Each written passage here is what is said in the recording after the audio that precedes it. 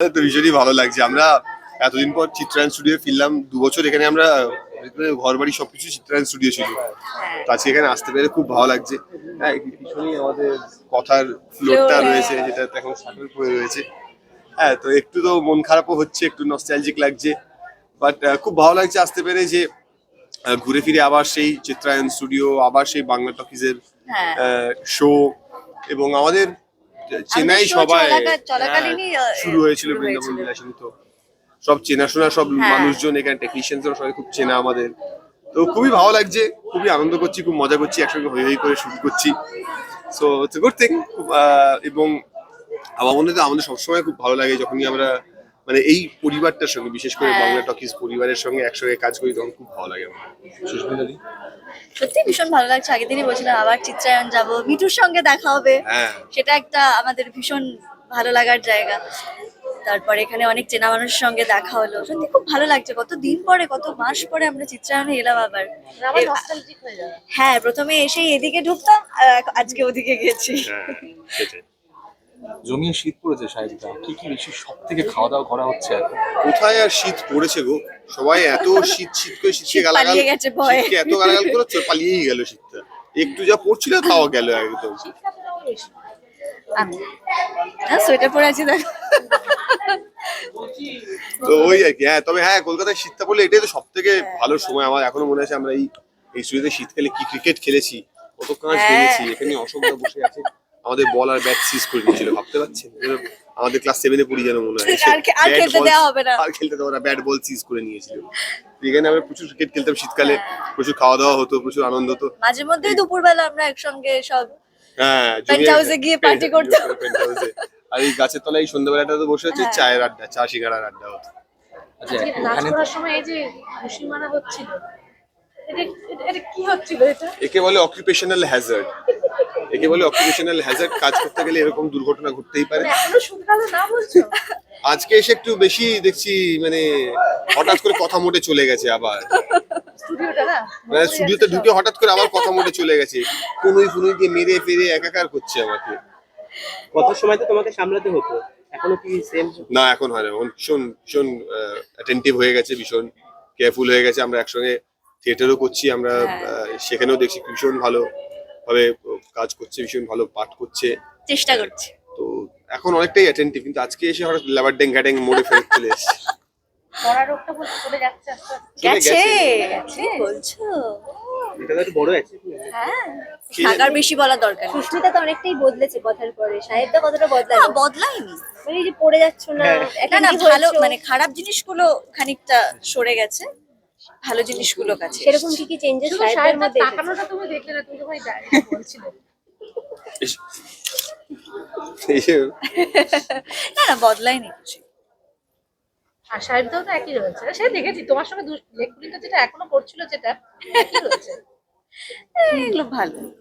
আচ্ছা, শিক্ষক কি শিক্ষকতা বজায় রেখেছে নাকি? না না না, আমাদের এখন নতুন শিক্ষক হচ্ছে অবন্তী চক্রবর্তী।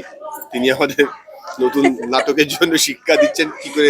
আমার কাছে এখন অবন্তিদি হচ্ছে প্রিন্সিপাল, হচ্ছে ক্লাস টিচার। না, আমার যেহেতু প্রথম থিয়েটার, তো সেটার জন্যই আমি ভীষণ এক্সাইটেড, আবার তার সাথে সাথে একটু নার্ভাসও, কারণ প্রথমবার স্টেজে অভিনয় করব। এটা আমার কাছে একটা চ্যালেঞ্জের মতোই আর কি। সেখানে অবন্তিদি সত্যি ভীষণ ভাবে গাইড করছে, বাকি সবাই আমাদের বিপ্লব দা, সেজু দিদি, তারপরে অর্পিতা দি রয়েছে, তুমি আছো, তারা সবাই মানে আমি চেষ্টা করছি আর কি। এই জায়গাটা আমার কাছে ভীষণ নতুন, তো আশা করছি পুরো মানে লাইভ অডিয়েন্স, সামনাসামনি। হ্যাঁ, সেটাই, তো এটা একটা আলাদা অনুভূতি। একদমই তাই। কোনটা সহজ মনে হচ্ছে, ক্যামেরার সামনেটা নাকি স্টেজে অভিনয়টা?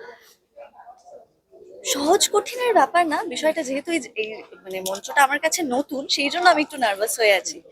এমনি মানে ক্যামেরার সামনে আমি একটু নার্ভাস হয়ে থাকি, বাট আমার মনে হয় এটা ভালো।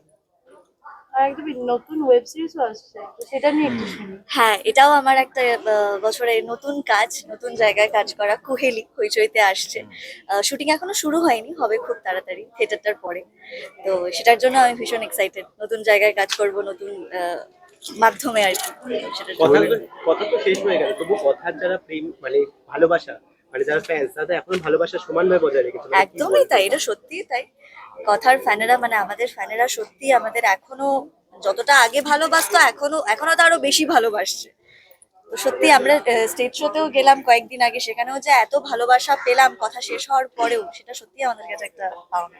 ভ্যালেন্টাইন্স উইক তো আসছে মানে পরের মাসে, তার আগে এরকম জমজমাট তোমাদের রোমান্টিক পারফরমেন্স, সেটা নিয়ে কি বলবে? তোমাদের কেমিস্ট্রি মানে কি super hit, on screen off screen সব জায়গায়, কি বলবে?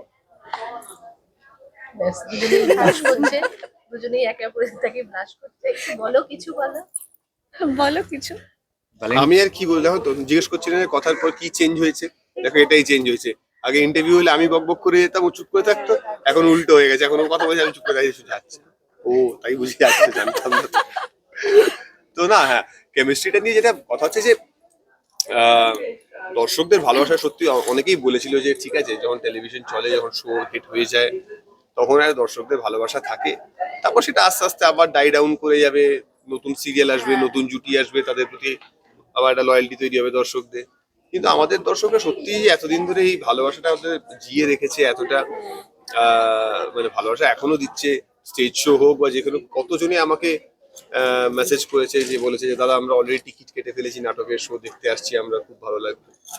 তো সো দ্য আইডিয়া ইজ যে নতুন বছরে এই দর্শকদেরও কিছু একটা আমাদের তরফ থেকে আমরা যাতে ফিরিয়ে দিতে পারি, কাজের মাধ্যমে হোক বা যে করেই হোক, হ্যাঁ থিয়েটার দিয়ে হোক বা ওয়েব সিরিজ দিয়ে হোক বা কোনো একটা গেস্ট অ্যাপিয়ারেন্স তো মন ভরবে না, বা নতুন কোনো শো দিয়ে হোক, কিছু দিয়ে হোক, যদি দর্শকদের ফিরিয়ে দিতে পারি তাহলে সেটাই আমাদের কাছে সবথেকে বড় প্রাপ্তি হবে। কিন্তু সাহেব, দা ভ্যালেন্টাইন ডে নিয়ে কিছু উত্তর পেলাম না আমরা। ভ্যালেন্টাইন ডে নিয়ে সামনে কি পরিকল্পনা, কি প্ল্যান তোমাদের? আমি কিছু ভীষণ কাজে ব্যস্ত, কিছু করার সুস্মিতা দি? অবকাশ নেই। না সত্যিই না, মানে সেই ওই সময়টা সত্যি প্রচুর কাজ আছে। তো আচ্ছা, কাজ এবং এই জুটিটাকে এতদিন কিন্তু বাদে মানুষ এই এখনো এত স্টুডিওতেই আবার ভালোবাসছে। ফিরে বলে দিয়েছি। আমরা মিস করে গেছো। আচ্ছা, সামনেই তো সরস্বতী এত পুজো। ভালোবাসছে। তো ডাকছি আমাদের, আর ওই চাপে আছি, ডাকছি, পরে আবার এসে দিচ্ছি। আবার